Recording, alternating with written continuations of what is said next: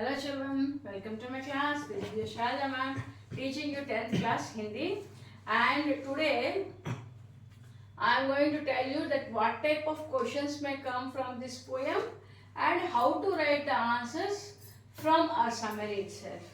Okay, so let's start. The first question, पावस ऋतु में प्रकृति में कौन कौन से परिवर्तन आते हैं स्पष्ट करो. Means explain that what type of changes come when it rains on mountains, right?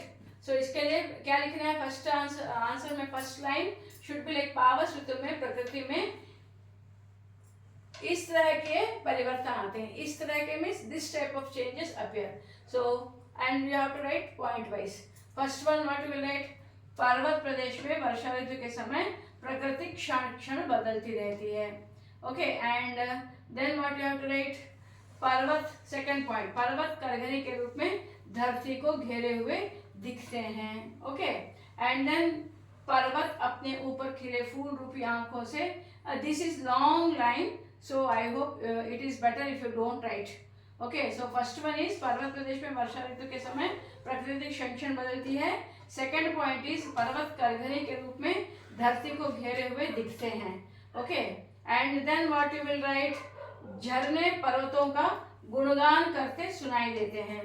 Okay, third one. And then you will write this one, fourth one, अचानक बादलों के बरसने से पर्वत धुंधले हो जाते हैं. Okay, and then fifth one, पर्वतों पर उगे ऊंचे ऊंचे पेड़ शांति से आसमान को देख रहे हैं. ठीक है, and then you have to write, भारी वर्षा के कारण ऐसा लगता है मानो शाल के ऊंचे ऊंचे वृक्ष भी धरती में धंस गए हैं. And next and the last point you have to write is, तालाब से उठ रहा धुआं ऐसा आभास दिला रहा है जैसे वह जल रहा हो. That's all, right? So these are the points you have to write. Because these are the changes which happens when it rains on the mountains. Now coming to the second question, मेखलाकार शब्द का क्या अर्थ है? This is very important. So मेखलाकार शब्द का अर्थ है करघनी के आकार में पर्वतों का होना. And what is करघनी? करघनी means what? Waist belt. Okay, करघनी के आकार में पर्वतों का होना means that the mountains appear as a waist belt to the earth.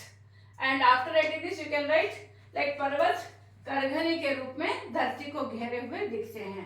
So it seems, it appears as if all the mountains, because mountains have surrounded the earth, as if it is a waist belt, right?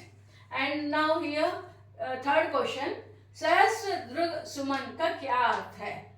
सहस्र दृग सुमन, I hope you are able to see here. सहस्र दृग सुमन का क्या अर्थ है?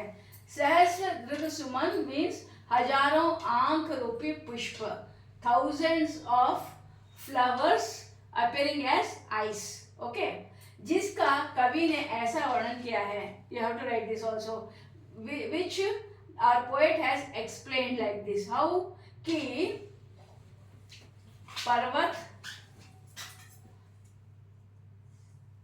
अपने ऊपर खिले, this sentence you have to write कि how he has explained, see, पर्वत अपने ऊपर खिले फूल रूपी आंखों से नीचे फैले तालाब रूपी दर्पण, ओके, मिरर में अपना विशाल आकार देख रहे हैं. Got it? I am not going to explain it in English because already I have explained the saransh in English. So please go through that once again. You will be easily understanding. Right? Now our question is, पर्वत प्रदेश में पावस. कविता का केंद्रीय भाव लिखो. केंद्रीय भाव में central idea of the poem. You have to write this. Directly I have given. कवि श्री सुमित्रा नंदन पांडे जी ने इस कविता द्वारा यह दर्शाने का प्रयास किया है कि जब पर्वतों पर बारिश होती है तो प्रकृति कितनी सुंदर लगती है. The essence of this poem. Got it? केंद्रीय भाव इज, और you can say central idea of the poem. Now the question is, पर्वत प्रदेश में पावस कविता का वर्णन श्री पंत जी ने कैसे किया है? how did the poet explain, okay, this poem Parvat Pradesh mein Pawas? You have to write the saransh. Got it? And directly if a question comes, or Parvat Pradesh mein Pawas kavita ka saransh likho, then also you have to write this all. Hope you understood, children. If you have any doubts, please message me so that I can answer you more betterly. Hope you have understood. Please like, share and subscribe. Thank you, children. Thank you for listening me.